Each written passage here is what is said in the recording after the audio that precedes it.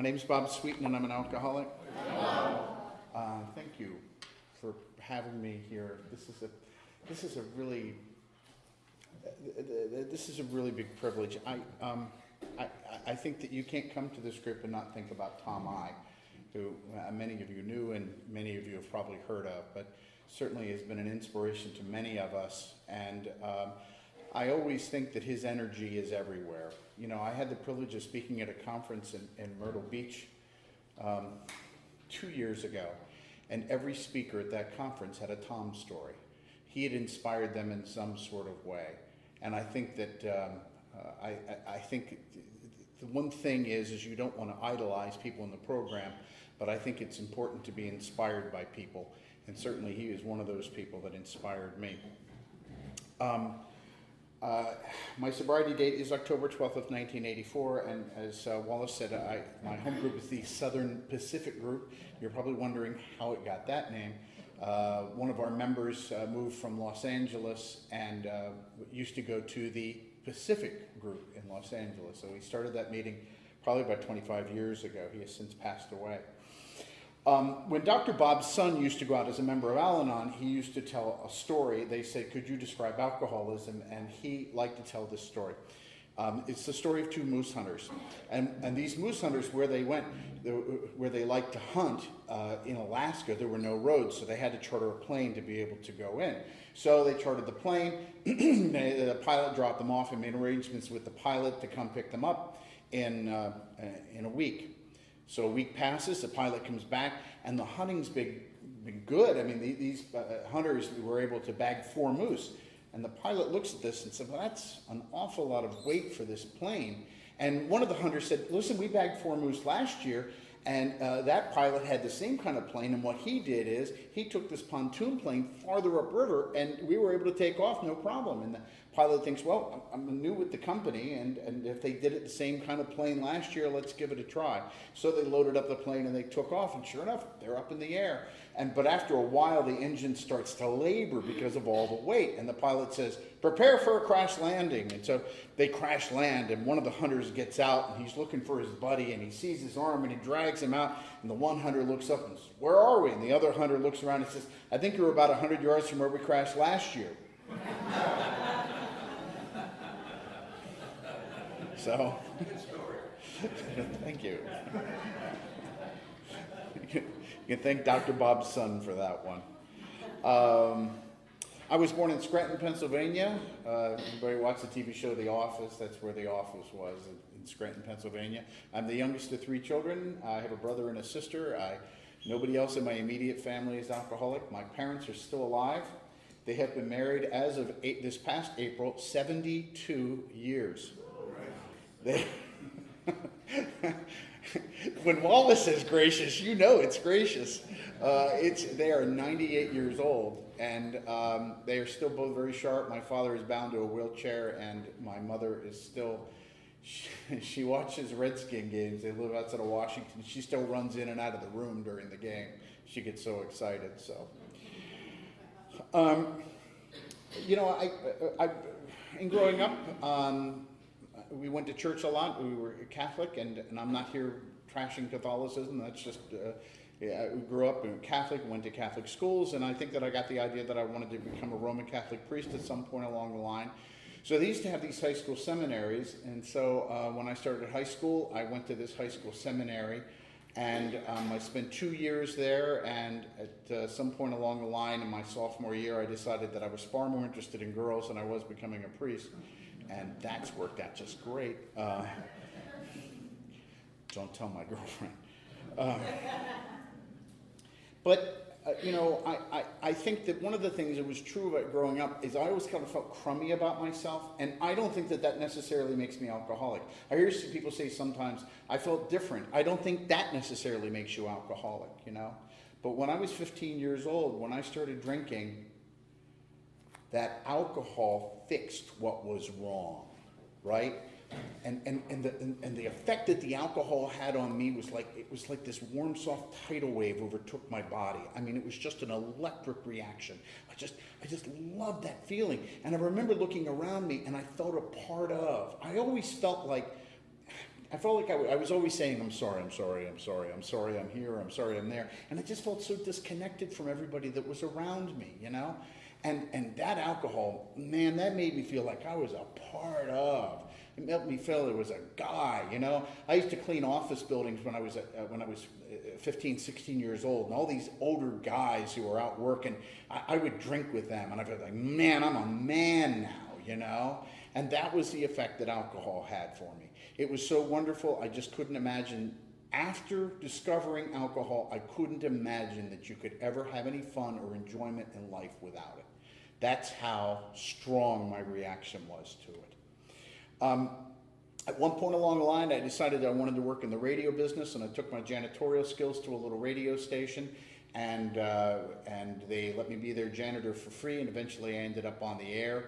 And I worked a couple jobs along the way, and by the time I was 20 years old, I was working at a big rock station in a big city, and it was the best of times, it was the worst of times. And we would all, it was a rock station, so we all talked like this. That was Puss in the Nosebleeds from their album Festering Skull at 74 degrees. And it really was. It was the best of times. It was the worst of times. It was a whirl of parties and bars and girls, and it was so funny that here I was in this high school seminary, and just a few short years later, I was thrust into this life with all of this stuff going on. And I'm drinking more and more and more. And by the time I'm 22 years old, 23 years old, I start thinking maybe there's something wrong with my drinking. You know, and I started having blackouts. I was doing things and I didn't remember them. And then I'd try to piece the evening together. And then I started having weird stuff happen, like I'd pass out and I'd wake up and I'd be outside in a puddle of urine and pray that it was mine. And I would throw up in my sleep and all this other stuff. And I'm not telling you this to gross you out, but it's just that lets you know what this, where it was going, you know? And I ended up losing that really good job. And I ended up working for the janitorial company I'd worked for before. And I had a highbrow janitorial position, just so you know. I used to be the janitor for the Bureau of Printing and Engraving warehouse up in Washington, D.C. I can tell you're impressed. And I used to clean a church, and in this church I would go down in the corner, and I would have these terrible, you know, head-splitting headaches, and I would sit down and rest, and so I had this one room. I would sit down and rest, and I would look at these pamphlets that were in the corner, and open this tin of cookies and eat the cookies and read the pamphlets, and it was the stuff for the AA meeting. And I remember the pamphlet that I read was called Too Young, because I thought I was too young to be an alcoholic, right? I was now, I was in my early 20s, maybe about 24 at this point along the line. I know what alcoholics look like. Alcoholics are old guys, and, you know, they're homeless people that you'd see on the street. Those are alcoholics, not me, not a young man like me, you know. And I kept on going on, and I would say that those last few months of my drinking, if the progression was like this before, those last few months were like this. I was sort of the zombie. I couldn't figure out whether I dreamed it or whether I did it. I was having blackouts on a regular basis. I'd get up in the morning and there'd be my car, and I couldn't figure out what had happened. And I mean, it was a living nightmare is what my life had become. And isn't it interesting that here this thing that made me feel like I was a part of, the thing that made me feel I was closer to you, slowly but surely pulled me away from everybody around me, right? Pulled me away from my family, pulled me away from my friends. People didn't want to have anything to do with me, you know? I was sort of that drunken guy they would talk about like he wasn't in the room, you know? They would go, well, what are we going to do with Bob, you know? And I'm going, I can hear you, you know? You know, and so one night I was in downtown Washington, and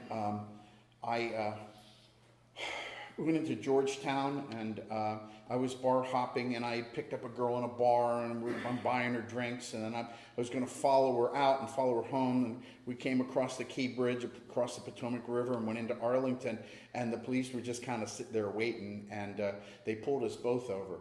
And I remember my first thought was to run, but I was driving a 1979 Chevy Chevette. It's kind of a Cheerio. I heard a groan, so somebody else has driven one of these. The gear shift would come out while I was driving, right? You try to get a car off the road with the gear shift out, drinking a beer and smoking a cigarette. I'm not so impressed with that Cirque du Soleil. So as I sat in the car waiting for the policeman to come up, because obviously I didn't run away, there was like a calm that overtook me. There was this sense of what was happening in that moment was my fault. See, I never liked taking responsibility for what I was doing because I really felt like my actions were the result of other people treating me poorly, right? My parents didn't love me enough, my brother didn't treat me right, this employer didn't treat me right, this woman didn't treat me right, whatever it was always somebody else's fault. And I remember as I sat there in the car that night, my moment of clarity was, this is your fault. And there was like this weird calm that overtook me. And I could tell that something had changed. It was like there was a part of my life that had ended. And one of the arresting officers was a girl I went to high school with. And I don't know if you've ever tried to maintain any level of cool while you're in handcuffs, but I tried. Oh, no, things are going great for me. Tell your mom and dad I said hi. And they took me down to the Arlington County Police Station, and they handcuffed me to the bench. The cells were full, and this poor girl who I had met that night, she's got a drunk driving charge as well. We were handcuffed to the bench together. What a pair. She was wearing my jacket, and I remember they told me I'm driving on a revoked, and that's mandatory jail time for those of you who have ever died. I can't imagine anybody in this room ever drove on a revoked license before. And I called my boss, and he came and got me out of jail, and he took me home, and he said, I'll come get you later, and we'll pick up your car to the impound lot. And I came in, and I drank what I hope is the last thing that I ever drink. I drank half a can of Coors Light, and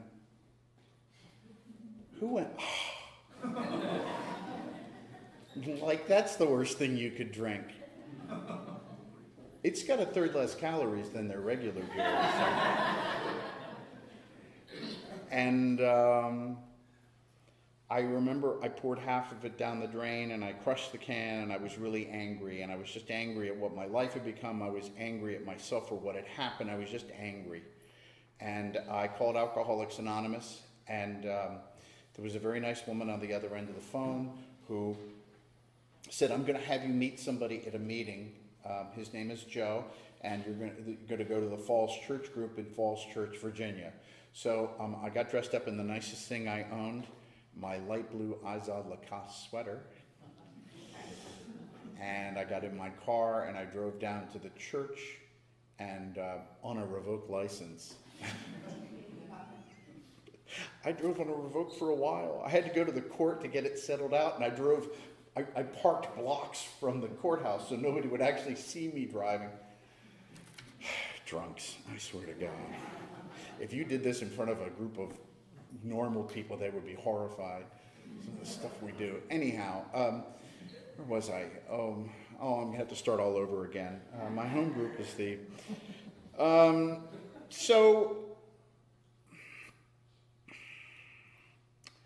I called Alcoholics Anonymous. I went to that meeting. I walked up the stairs, and I remember I got up to the top of the landing, and before I went into the church, I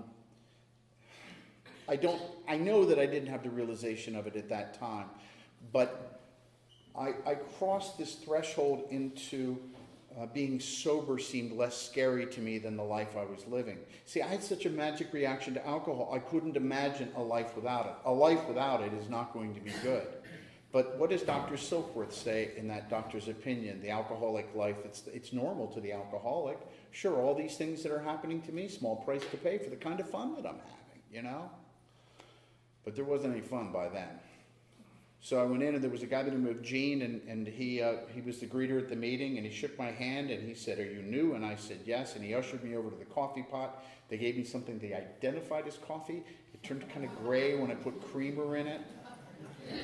And then I think the thing that impressed me more than anything else was that I heard laughter. You know, there's this buzz of activity that always happens before a meeting. I love listening to that. And it was punctuated by guffaws and belly laughs. And I remember thinking to myself how weird that was, because I thought, how could these people be laughing? They're sober. Doesn't even sound like a fun word, does it? Nobody ever started off a story. We got real sober one night, and right? I think, and the other thing that my entree in Alcoholics Anonymous was built on a lot of people doing little commitments. You know, your sponsor may say, be a coffee maker, be a greeter, do this, do that. Each one of those little commitments was like another brick that was put down that made up my path into Alcoholics Anonymous. There was the woman who answered the phone at the intergroup office. There was the guy who met me at my first meeting, Joe. There was that guy who was the greeter. His name was Gene, who helped me. There were the people that made that coffee. There was the people that agreed to be the speakers that night. There were the people that set up those rows of chairs for the speaker meetings. There were the people that paid the bill to the church and turned on the lights and unlocked the door. Each one of those people had a different commitment. And all of them, in aggregate, involved themselves in a life-saving operation that night. And the life they saved was mine, right? Next time you think that one of those little commitments doesn't mean anything, being a greeter was a big deal to me that night, because I needed any little glimmer of hope that I could get by the time I reached here. Because I wanted to kill myself on a regular basis. I hated myself. I hated my life. I just hated everything. So the guy that I met at that meeting that night, his name was Joe, and Joe became my first sponsor. And we went to a lot of meetings together, and we would play a game, and the game was called What Do You Do? And the answer was always don't drink and go to meetings. And so he would ask me these questions. He'd go, you know, you lose your job, what do you do? Don't drink and go to meetings. Your car breaks down, what do you do? Don't drink, get a ride to a meeting. You find your sponsor in bed with your girlfriend.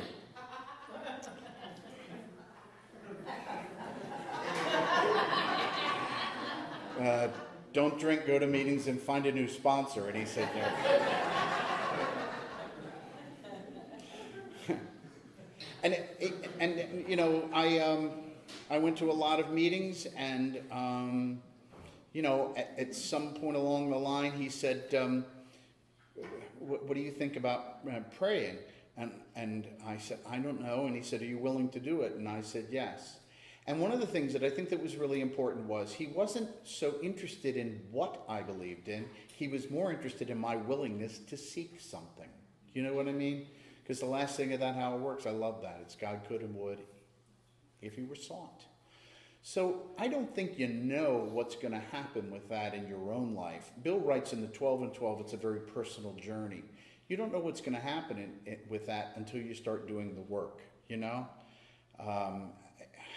And I think that the willingness to do that was when something started to take shape in my life. And all of a sudden, things started to move in a direction. I love the other thing in the book where it talks about that the friends of the newcomer, or people around the newcomer, are aware of it even before he is. And people would say that to me. I'll never forget my mother. I had dinner with my parents, and my mother looked at me and she said, something's different about you. She said, keep doing what you're doing. You're not the same person you used to be. I ended up having to get another sponsor at one point along the line, and this guy's name was Dewey, and he was just a guy that went to my home group. I went to a men's meeting. It was called the Brain Damage Group. It still meets in McLean, Virginia. And there was a guy in there whose name was Dewey, and Dewey was actually from North Carolina. He was from Winston-Salem area. And he just was one of these older guys that just had a twinkle in his eye. And so I asked him, and he said yes, and I would call him up, and I'd have, all my litany of problems. And, I had the money problem, I had the job problem, I had the somebody said something wrong to me problem. And he'd go, isn't life an exciting journey? And I'd go, is he jerking me around? And then he'd go, wherever you go, there you are. He said, if you want to know where you are, look at your shoes. And I'd get off the phone with him. I'd go, all right, bye. And I'd get off the phone. I'd be driving down the road, and I'd go, oh, wherever you go, there you are. I got you. Okay, fine. And so I called him one day, and I was complaining about something, and he said, I want you to find somebody newer in the program than you, and I want you to take them to coffee. So I did that. And I took this guy out to coffee, and he was young, he was in his 20s like I was, and afterwards I called Dewey back, and I said, hey, so-and-so at the meeting, well, he and I went out to coffee, and we had this great time, and I was going, I was sort of buoyant from the whole episode, and he said, what about those problems? And what he was teaching me was, I was selfish, self-centered, right? I needed to get out of myself. I hated, Bill said that twice in the book, it's like selfish, okay. Self-centered. Ow. Nobody wants to be called selfish. Nobody wants to be thought of as selfish. I'd like to say I was so selfish I couldn't tell how selfish I was. I just couldn't see it. And once again, you start taking these actions, and all of a sudden you go, now I get it, right? So one day Dewey and I sat in a Denny's, and he said, what do you want to do with your sobriety? And I went, don't drink and go to meetings? And he said, no, that's important. He said, but what do you want to do? I think one of the things that when we get sober, and I don't care what age we come in here, we're all imbued with things we're supposed to do, whatever it is. And so I told him that I wanted to become an actor, and I told him I wanted to study at Second City in Chicago, which is where all those people from Saturday Night Live went. And he said, you should go do that. And I remember I drove away, and I was thinking, wow, it's just that simple, And he got sick. He got throat cancer, and he ended up passing away. I remember the last conversation we had, and his voice was very weak, and I was talking to him, making small talk, and I started to cry, and I said, I don't know what to say to you. And he said, Bob, he says, the problem with you is you're worried about the words. He said, if you speak from your heart, you never have to worry about that. What a wonderful, it was the last conversation we had. What a wonderful piece of advice, because I've carried that with me into so many situations, whether it's in 12-step service work or something that has to do with family stuff or something that has to do with work, and I've tried to carry that. I think the other thing that happened during that time was I learned how important it was for me to have a fellowship of men to be a part of, because we were all going through this sort of grieving about this man passing away. I'm sober now around a year, and I'm starting to have all these feelings, right? And I thought these feelings meant that I was going crazy, and what I didn't realize was the feelings that I was having is how normal people process things emotionally. I didn't know that. I was sort of this shell when I arrived here, I was just sort of flat, and all of a sudden I'm having all these emotions and stuff, and these guys were going, no, that's all right, we're going through that too. And I went, oh, good, okay. They said, that's normal. And I went, okay. And I hung close to those guys, and that was really important. I got a chance to come to Charlotte. I got a chance to work in the radio business again, and I started taking acting classes eventually, and I know you're wondering, did he ever become an actor? I haven't seen him on the Oscars, but perhaps you've seen me on commercials for Piggly Wiggly Supermarket as a used cow salesman. I was all kinds of goofy stuff. I did a thing I ran on PBS. I was an abusive husband in court, and then I was an abusive parent in this commercial that ran on television. It was really awful. And then I did just goofy stuff. And my crowning achievement, I was the Sears termite guy nationally. So That impresses everyone. I can tell you're impressed. What was kind of cool about it was they were paying me to do this. There would be money checks would show up in my mailbox, and I'd go, oh, they paid me again, you know? And then I got a chance to be on a daytime drama, and you've got to love God's sense of humor. I played a bartender. And I had like 5 lines, and I'm in New York City, and I called my sponsor in Charlotte, and I said, I'm scared to death. I said, I'm going to ABC tomorrow. And he said, take God with you. Take God with you with the fun stuff and live in the moment. And I said, okay. And I think there's great spirituality to being present, to being right here and right now, you know? There's just great spirituality in that. So I went down to the studio, and I'm around, and I'm meeting everybody who's in the scene. And one of the people that was in the scene was this beautiful actress, and she had a Daily Reflections book in her hand. And I said, are you a friend of Bill's? And she said, yes. She said, are you? I said, yes. She goes, I'm having a really bad day. Can we go back in my dressing room and talk? And I'm thinking, you know, if anyone anywhere reaches out for help, I want the hand of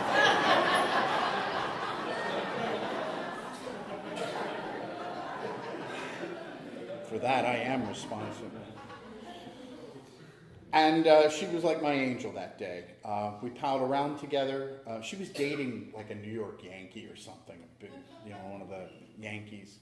And she was having a bad day, and she made sure that I was at the rehearsals and I knew all my lines. I had 5, and you know.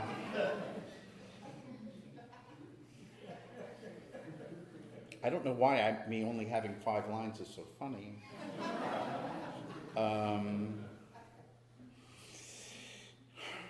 But, you know, I got a chance to go up to Second City in Chicago, and I did audition up there, and I didn't make it, but at no time did I feel like a failure. I like to say that one of my greatest successes was an apparent failure, because I overcame the fear to go and do it and to try, you know? And I went up there and I did it, and at the very least I got to stand on that same stage that all those other people stood on and give it my best shot, you know? And I went to meetings while I was up there in blues clubs, and I had a marvelous time. So I started doing a lot of theater, and it cut into my schedule, and I started performing in sketch comedy clubs and did some of that sort of stuff. And so I was trying to find a commitment that I could do on my time, and so I started writing people in the Loners Internationalist meeting. And I don't know if you're aware of this, but you can write people overseas who have problems getting to meetings. And at this time, the internet was not like worldwide like it is now. It was here and not everywhere. And one of the guys that I wrote was a teacher. He was a Canadian who was teaching school in China. And then I got to write Merchant Marines and a Catholic brother who was in New Guinea. And that Catholic brother and I are still in touch with each other. And I would get all these letters that would come in, and it was just wonderful experience. And because of that, I got a chance to go and share my story at a conference in Wales. In Wales. So my first trip out of the country was because of Alcoholics Anonymous. And so I fly into London, and I get my accommodation settled, and I went to a meeting, and I met this man and this woman who were American expats who were there in London, and they said, hey, your last night here, let's all go to dinner. And I said, okay. So I take the bus over to Wales, I go to the conference, and it was a wonderful experience. And I'm coming back, and the bus breaks down, and I have no way to tell these people that my bus is broken down. And the replacement bus came, and we, hours late, pulled into London at Victoria Station. And as I'm going, I go and I see this man and this woman sitting on the bench, and they waited for me. And it was really neat. And we went and had dinner that night. And the two of them lived on a houseboat on the Thames River. So we had coffee and dessert, and at one point along the line, I broke away from the conversation, and I stood at the edge of the boat, and I looked up at the stars, and I looked at the backdrop, and I started to cry because I couldn't believe any of this was my life. How did that happen? How did that happen?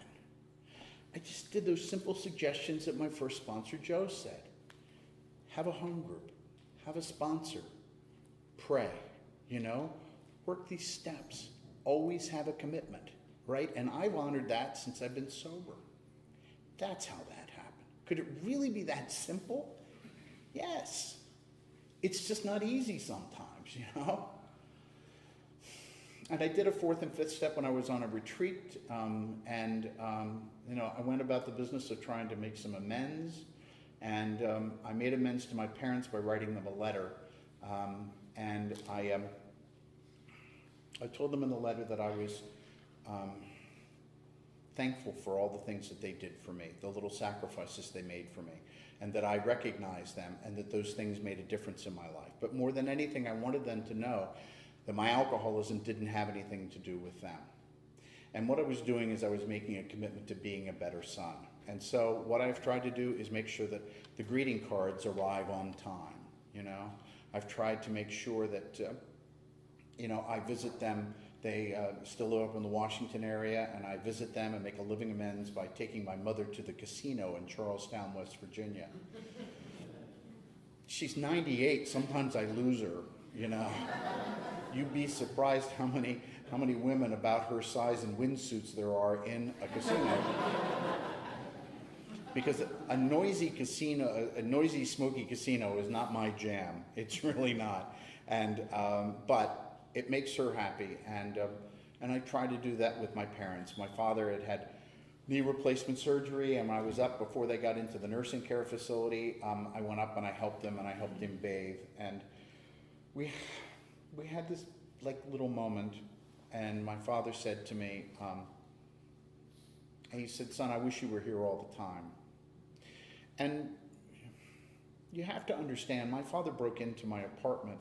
He got a guard at the apartment complex to let him in because he thought I'd killed myself. I was a worry to them. For him to say something like that is really miraculous. It really is. Just another one of the many gifts that I've gotten as a result of doing this program. A few years ago, I got involved. Things were not going the way I wanted. I was engaged to a woman who I didn't really want to marry, which does beg the question, how do you do that? And the answer is people-pleasing. You know, I mean, people-pleasing is as dishonest as stealing money, you know? She really wanted to get married, and I went, okay, you know? And then I felt like I had no say in it because I didn't want to cause any problems, you know? The one woman at the state convention, Vanoy, she's with Al-Anon, she says, "You may call it people-pleasing, but ain't nobody pleased." I love that. But I caused a lot of pain with that just because I didn't know to stand up for myself, you know? When we talk about doing the will of God, what are we talking about with that, you know? And that is, in a lot of ways, you know, on our coins, what does it say? To thine own self be true. I was very confused by that because I was like, you told me I was selfish. Now, what are you telling me? To thine own self be true. And that is, be true to that part of God that's inside all of us. I love what it says. If you look in the back of our big book and it talks about a spiritual experience, it says we have an untapped inner resource. We all have that, right? So we just have to untap it. As a group of people, we understand the party don't start till you get on the tap, right? You know? And I think that one of the things, when I started looking at this business with God, I got a chance to do a play. It was a two-person play, so it was more than 5 lines. And it was called Freud's Last Session, and I got a chance to play Sigmund Freud. And the other person in the play was C.S. Lewis, and if you know anything about the two of them, they weren't exactly on the same page, but an awful lot of things. But there was something that C.S. Lewis always said at the end of the play, towards the end of the play, that always spoke to how I feel about God in relation to this program. He said, "My idea of God, it constantly changes. He shatters it time and time again. But I feel the world is crowded with him. He's everywhere, incognito. But his incognito, it's hard to penetrate. The real struggle is to keep trying, to come awake and to stay awake." Wow, that's what we're doing here. What are we trying to do? Find a spiritual awakening. Good enough to come awake? No, we've got to stay awake, right? This requires constant work. It's not an event. You just have to keep doing it, you know? And I love this idea of God incognito. And I think of all the little kindnesses people did for me when I was newly sober, right? All those pats on the back and the encouragement that I got. That is God incognito, right? God has no hands but ours, you know? And when I think about how I see people stumble through the doors, and I may not be able to see the miracle in myself, but I can see it in somebody else. Somebody will stumble through the door, and my first thought is, I don't know if that person's going to make it, you know? And then they come back again, and then they come back again, and somebody says, hey, they got a job. And the next thing you know, they're dating somebody, and they're getting married, and they get their license back, and things are going great, and then they get divorced, and then they get married again. But they become these beacons in the program, and to be able to watch that is just, that's one of the greatest things. To be able to be around people who put their lives together in that miraculous way. When I was sober, newly sober, I used to go to a clubhouse, and there were two really important things that happened when I went to that clubhouse. The first thing was, when I first came here, they said, one of four things is going to happen to you. You're going to end up in prison, you're going to end up in an institution, you're going to die, or you're going to get sober. And I remember people would say that to me all the time, and I would think, I didn't say this out loud, but I would think it. I would say, these people are pretty melodramatic, aren't they? You know? And so I hung around going to this 10 o'clock meeting with a bunch of guys who were about my age, and we were all in our 20s, and all of a sudden, they go, did you hear? So-and-so got arrested, he's going to prison. Did you hear? So-and-so overdosed. Did you hear? So-and-so's having to go to this institution.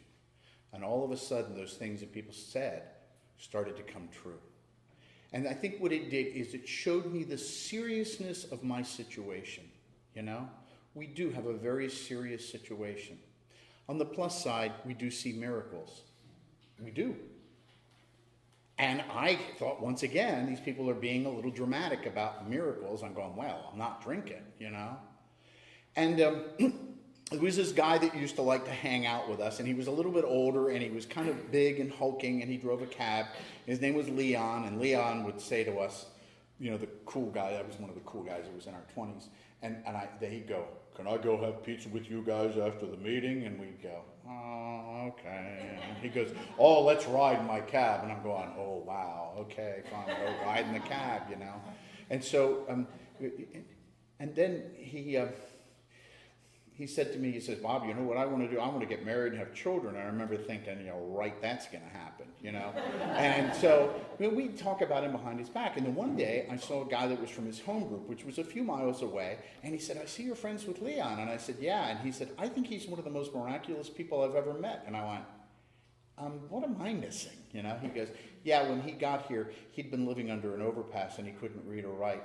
And his sponsor read the book to him, and he said he wanted to learn how to read, and he got a little grant, and he went back to school, and he learned how to read, and he got some office skills, and he didn't like working in an office, and said he wanted to get a driver's license, and none of us thought he could. It took him 2 times, and he went down to the DMV, and finally got his license, and then he said he wanted to do it for a living, and he put a little money together, and he got a cab, right? And he said, it's just miraculous, and all of a sudden I'm going, oh. Then Leon came, and I saw him right before I moved to Charlotte, and he came across the meeting and had a big smile on his face, and he had pictures. He said, Bob, I want to show you something. He said, this is my new wife, and this is her children. I'm finally a dad. Don't be fooled by outside appearances, because in God's world, anything can happen, you know? And I found that my judgments are frequently wrong. You know, I'm wrong a lot of the time. I got a chance to start working and doing corrections. I started talking about this before, and I'll talk a little bit more about it. And I started going to a prison in Lincolnton. I'm still going there, and that was 25 years ago this fall. I keep on meaning to leave, but I'm a procrastinator, you know. Sometimes it works to your advantage. I would go to meetings, and I would realize that these guys needed to be sponsored, and so there was a workshop, and Tom I was at the workshop, and he spoke, and I asked him afterwards, I said, these guys want to be sponsored. I said, but I don't know, how do you do that? And he said, just go ask the prison administrator if they'll let you meet individually with them without a guard. And I'm like, yeah, right, they're going to let me do that? it's a gun camp. It's medium security. It's brown clothes. These guys, And so I went to them and they said, sure. Just like that. So I started meeting with some of these guys and I started to sponsor them. And one of the guys who I sponsored, I'll tell you a little bit about his story. His name is Matt. And we sat, and when we did a fourth and fifth step, I talked to them like what was talked to me. What do you want to do with your sobriety? And he wrote down a bunch of goals. And he wrote down that he wanted to get a degree, maybe more than one. And then he wanted to get married, and he wanted to own a home, and he wanted to start his own business, and just, all this stuff. And he got out, and he stayed in touch, and he moved to Nashville, Tennessee. And he got the chance to help his mother and father when his father was sick with cancer and passed away. And he got to make a living amends with that. And he went to a community college, and he started with a few classes and eventually ended up getting his associate's degree. He sent me a picture of it, and we got all excited about it. And then he went to Belmont University in Nashville, and they said, you're doing so well, we're going to recommend you for an overseas study program to get your master's degree. So he went to France and got his master's degree. And over in Normandy, and he would take the train every Saturday to the English-speaking meeting down in Paris, and we would email each other every day. Even if it was just 2 or 3 words, we would email each other every day. And I never went to the prison expecting that that I would be inspired by the people who were there. I never expected that to happen. I never expected out of that I was going to have one of the most important relationships of my life. And I have other stories as well. There's other guys who I worked with there who've gone on and they've been able to put their lives together in that way that is so miraculous. And the one thing to a man that they did is they kept this program first. The ones that I've seen that failed are the ones who said, Bob, you don't know what you're talking about. It really is about the money and the car and the girl and all this other stuff, The rest of that stuff does fall into place. Matt, on his 10th AA birthday, wrote his first mortgage check.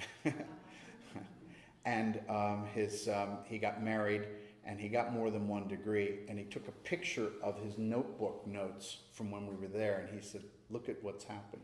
And all those things he wrote down, with the exception of starting his own business, were on there. He's unemployed at the moment, so he may be starting his own business soon, so he may get that last thing on there,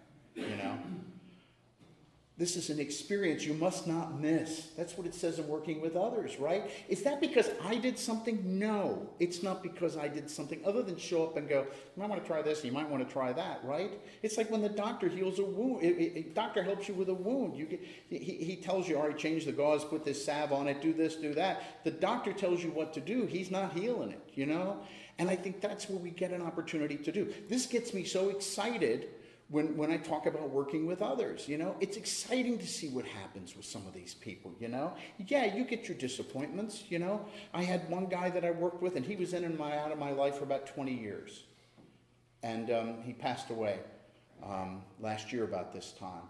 And I was able to reach out to his mother and his sister and say, you don't know me, but I was a part of your brother's life, and I just want you to know how much he loved you and how much he talked about you. And they reached back to me, and his mother sent me a picture of flowers that he was a landscaper, of flowers he had planted in her yard that were just blooming in the spring.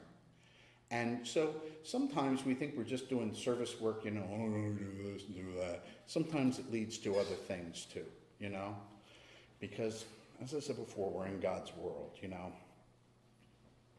I love baseball, and I love the Phillies. But I wanted to go to Fenway Park in Boston because I'd never seen it, and I wanted to see a baseball game there. And so I went up there, and I stayed in Boston, and I had a friend who he'd done a fellowship at Harvard, but he said, you need to talk to this guy. And I said, okay. And so I called him, and he said, well, let's have coffee tomorrow morning. And I said, okay. So then I'm sitting in the hotel, and I get a call from a high school friend of mine, and he said to me, so how are you doing? I said, I'm doing all right. And he said, well, he was a presidential appointee with the U.S. Marshals, and he'd been married to the same woman for 20-some years and lived in the same house for 20-some years. And recently I had broken up with somebody, a woman who I had given money to help buy a house, and then she moved another man into the house. which it wasn't as funny at the time, obviously. You know in the fourth step where it says affects my in the big book, she hit them all. And I had to give up a condo that I had in downtown Charlotte. It had floor-to-ceiling windows in the bedroom. It was really pretty. But, I started making less money, and it was around the time that the recession hit, and I had to give it up, and I'm just like feeling like, oh, I'm such a failure. I'm such a poor example of Alcoholics Anonymous. Here I am. I'm having to give this up, and I feel like I'm supposed to, that it's about stacks of stuff. There's nowhere in our literature where it goes, you're going to get a great stack of stuff. I think it's great when people buy houses and put their lives together and are able to have the freedom to do some of those things. But that's not what this is about, I hung up the phone with my high school friend, and I sat on the edge of the bed, and I started doing a little comparing, and it wasn't going well for me. And I thought, maybe if I could just fling my body out this 11-story window just for the good of humanity, that would be the best thing, And the guy that I had made arrangements with coffee called me back, and he said, what are you doing tonight? And I said, I'm not doing anything. He said, would you come speak at the men's shelter in Cambridge? I said, yeah. And I'm driving over there, and I went, I get it. My life has nothing to do with my friend's life. I don't begrudge him his accomplishments. He's earned every single one of them. But my life has nothing to do with his life, I'll talk about Tom again. Tom always said the most valuable gift we'll ever have is how we once were broken and found a way to be healed and to pass that along. It's the most valuable gift we will ever have. When I was sober about 5 years, I went to a meeting, and they said, is this anybody's first meeting? And this guy's hand shot up, and he was wearing a light blue Azad Lacoste sweater. I went over to him afterwards, and I said, I wore a light blue Azad Lacoste sweater to my first meeting. And through the course of the conversation, we realized that I no longer had that sweater because I'd given it to the Salvation Army, and that's where he was living. So you don't know what you're passing along. Thank you again very much for asking me, and thank you for letting me be a part of your meeting. I love you all.